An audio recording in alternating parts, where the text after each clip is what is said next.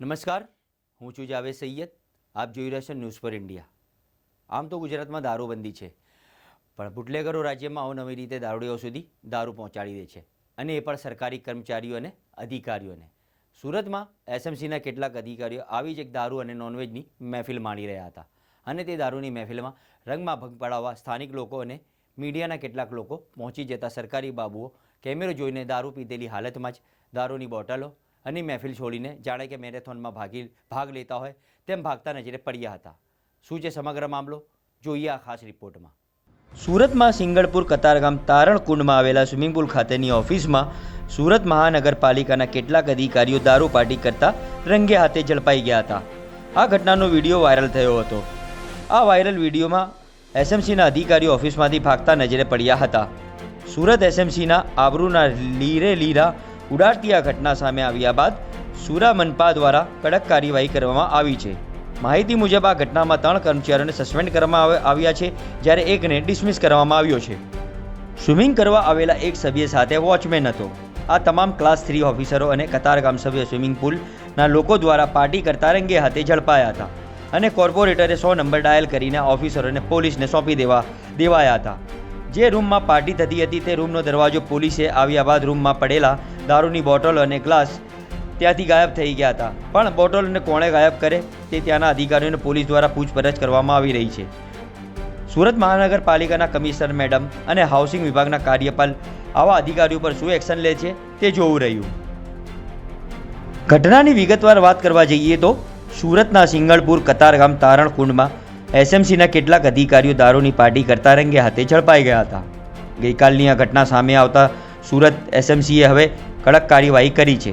દારૂની પાર્ટીના ઘટનામાં 3 કર્મચારીઓને સસ્પેન્ડ કર્યા છે અને એક કર્મચારીને ડિસમિસ કરાયો છે. મનપાના અધિકારીઓ દારૂની પાર્ટી કરતો વિડીયો સામે આવ્યો હતો.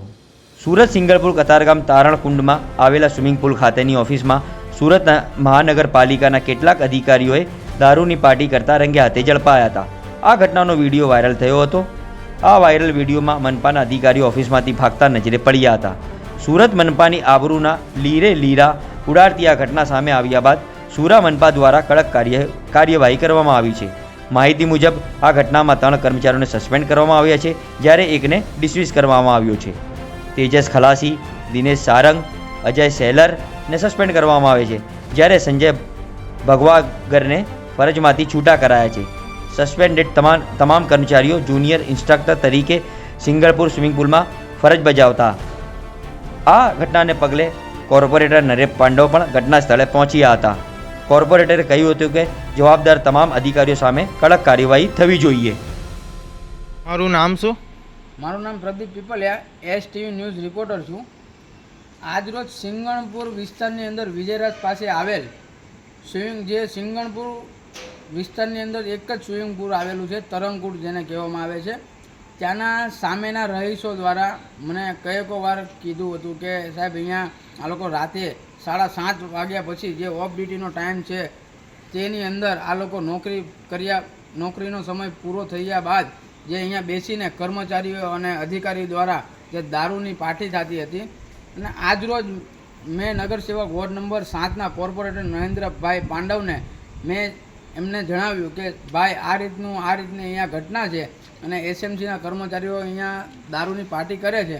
તો નગરસેવકે મને એવું કીધું કે હું આવું છું, અને અમે એ આવ્યા બાદ અમે એક સાથે અંદર ઘૂસ્યા અને ત્યાંના જે દારૂ જે પીતા હતા ત્યાંના જે અધિકારીઓ જે આશરે 5 થી 6 જણા હતા.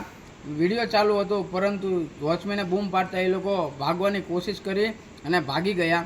પરંતુ વિડીયોમાં સ્પષ્ટપણે આવી ગયું છે કે એ લોકો દારૂની પાર્ટી કરતા હતા. દારૂની બોટલ દેખાઈ રહી છે, તમામ ફૂટેજ છે. પરંતુ અમે બધાને પકડવામાં અમે અમે ત્યાંથી જે પાર્ટીની રૂમ હતી ત્યાંથી અમે નીકળી ગયા હતા, અને ત્યાંથી ફક્ત ને ફક્ત અમે બીજા વ્યક્તિને પકડવા ગયા, અને ત્યાં કોક એ ઓફિસરોમાંથી કોક અંદર આવી દરવાજાનો લોક તોડી દારૂની બોટલ એના ગ્લાસ ગાયબ કરી દીધા. અને ઘટના સ્થળે પોલીસ આવી ત્યારબાદ અમે પોલીસની સાથે અમે રૂમ બચાવી, ત્યારે દારૂની બોટલ કે ગ્લાસ હતા નહીં. એટલે ક્યાંક ને ક્યાંક પોલીસ આ ઓફિસરોને પૂછશે તો ચોક્કસપણે દારૂની બોટલ કોને લીધી તે જાણવામાં 100% મળશે ને મળશે.